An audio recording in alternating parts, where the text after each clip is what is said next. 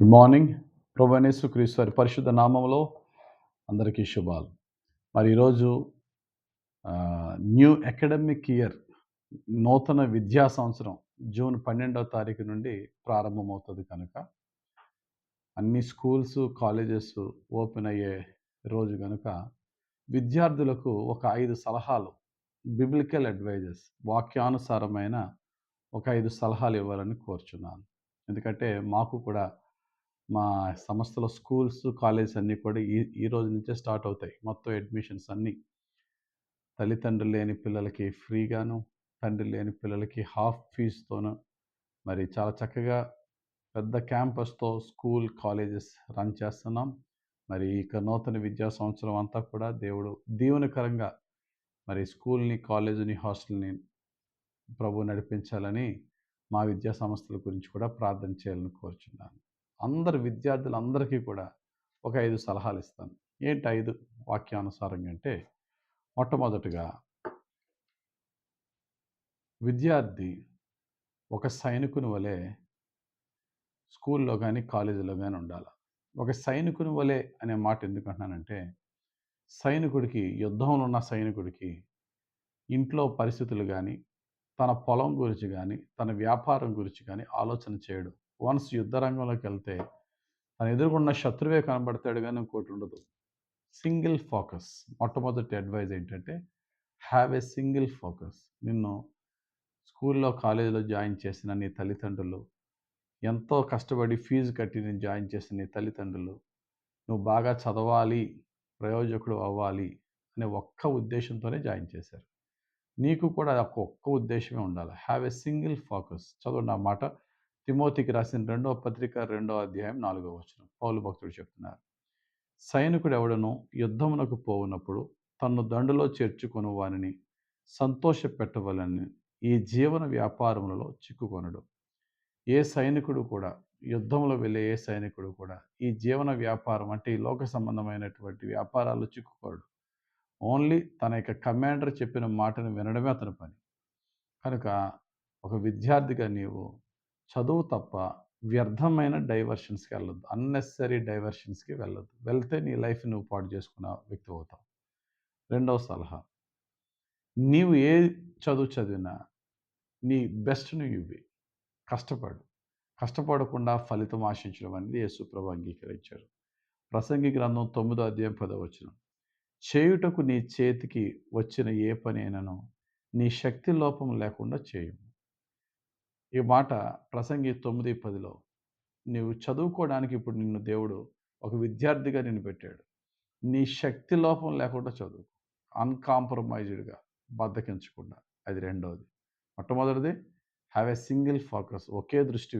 ఒకే దాని మీద నీ యొక్క దృష్టి ఉంచు, చదువు మీద.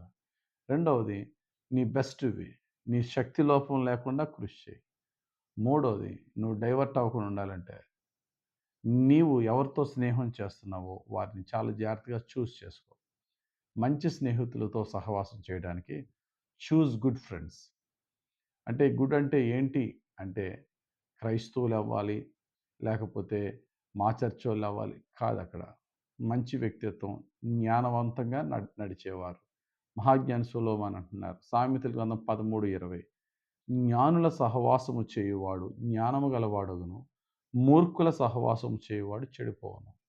కాబట్టి bad fellowship spoils your good conduct అని పౌలు భక్తుడు చెప్పినట్టుగా చెడ్డ సహవాసము మంచి నడవడికను చెరుపుతుంది. ఫ్రెండ్స్ని మంచి వారిని చూస్ చేసుకో. జ్ఞానంగా నడిచే వారిని చూస్ చేసుకో. నాలుగవదిగా నీ యొక్క హృదయంలో ఎప్పుడు కూడా నీవు దేవుని బిడ్డవనే సత్యాన్ని మర్చిపోకుండా చదువు కంటే ఎక్కువగా నీ వెలుగు, సత్క్రియలనే వెలుగు నీ స్నేహితుల మధ్య ప్రకాశింపచేయి. కొండ మీద యేసయ్య చేసిన ప్రసంగం మత్తయి సువార్త 5వ అధ్యాయం 16వ వచనంలో ఉంటుంది. మనుష్యులు మీ సత్క్రియలను చూచి పరలోకమందున మీ తండ్రిని మహిమపరచులాగున మీ వెలుగును ప్రకాశింపనీయుడు అన్నాడు. ఏంటి సత్క్రియలు? నోట్లోంచి ఎన్నడూ బూతు మాట రప్పించొద్దు. చిన్న ఎగ్జామే కానీ పెద్ద ఎగ్జామే కానీ కాపీ అనేది కొట్టకుండా యథార్థంగా ఉండు.